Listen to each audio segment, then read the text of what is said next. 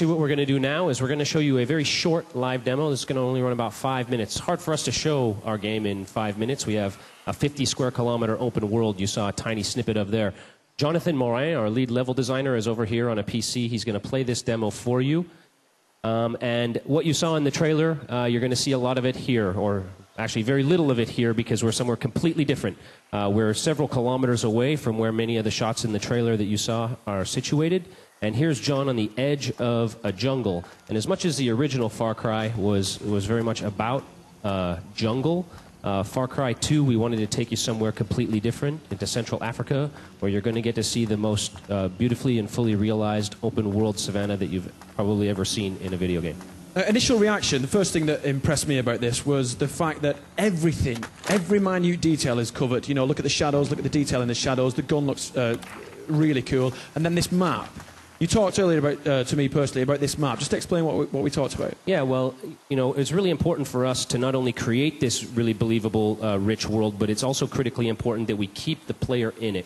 As soon as the player is switching in and out of a pause menu to look at a map and figure out where he needs to go, he's always just breaking the immersive qualities of the game. We want to keep him in the game. We want him to feel the sort of red dirt. We want him to feel the grime in his guns and the blood and the sweat that's really carrying him through this world. So you can no longer use a map to nip off and get a cup of tea? No. Perfect. All right, now this is an impressive part of the game. Once again, the hang glider. Sure, yeah. I mean, hang glider's kind of a signature Far Cry element, and we needed to make sure we kept it in the game. Most importantly, it's not used for flying around in sort of corridors to get you between open parts of a level. Our game world is a fully continuous, dynamic, streaming 50 square kilometers of open world. You never have a load screen anywhere. You're free to go anywhere you want in that world at any time. Improvise your tactics, make your own decisions about how you want to address the game's challenges. And one thing that is so impressive about this game is you very rarely see something twice whilst playing it. Of course, the world is very, very large, and you get to travel all around it. Obviously, there are certain places you have to go, but there's also lots of time to look around and explore. Hey, you see some things twice, you can see zebras twice. There's a pair of them. The animal AI, like the human AI, is autonomous and they're needs-driven. So these zebras are down here probably to get a drink by the little river there, or to eat some grass or whatever. Part of creating this rich, believable open world is filling it with life, even in the difficult scenario that takes place in the game. Just heard an elephant. Filling it with that feeling that it's really a living world around you is what gives it its credibility and makes it really, really rich and believable. Now, John's going to move up onto this ridge line here, and just by way of a teaser, as I said, he's going to raid a little camp that's up through this little thicket here. See, as he gets close enough and he takes out his map, now he has a very detailed map of the immediate vicinity, maybe only 100 meters on his side. And he can use this map as well as his monocular to kind of scout this camp.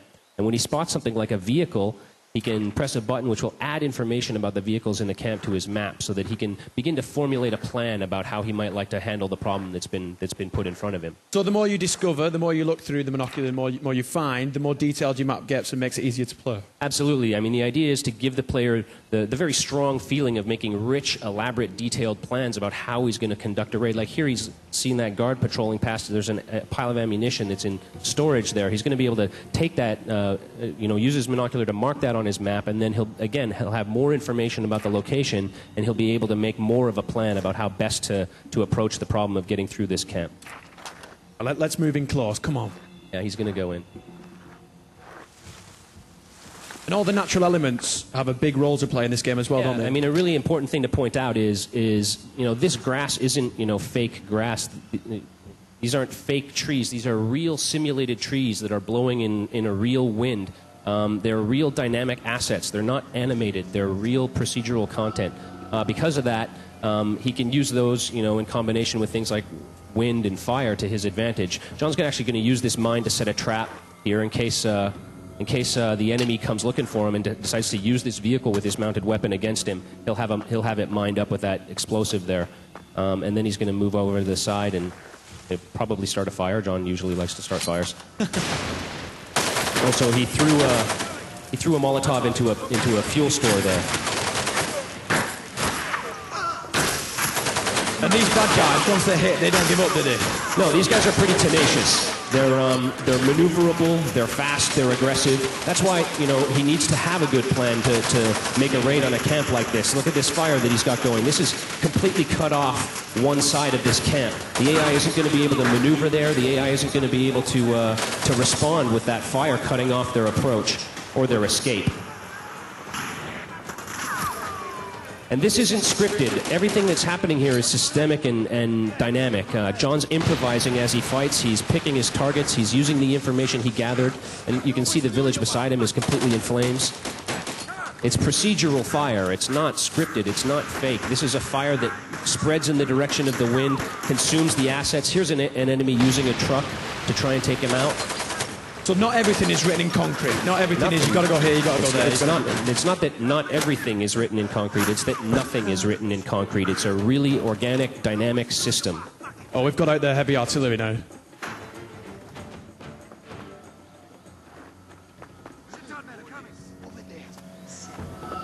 John's just going to make his way to the other side of the camp now that he took out that vehicle and maybe find another vehicle that he had marked on the map. Use that to make a hasty escape. Like I said, it's a teaser. We have a full 20-minute demo in theater showing off completely different locations, completely different gameplay that you're all welcome to come and see tomorrow.